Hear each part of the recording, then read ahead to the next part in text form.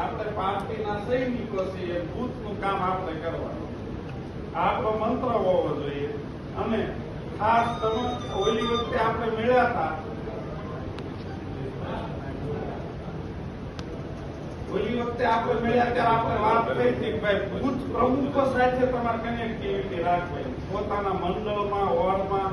તો બૂથ પ્રમુખો સાથે કનેક્ટિવિટી રાખવી એટલે તમારે એક બૂથમાં 40 બૂથ હોય, એક વોર્ડમાં કે 100 હોય, 50, 60, તો તમારી જવાબદારી 50 લોકોની, 60 લોકોની આવે. 60 લોકોનું ગ્રુપ બનાવો.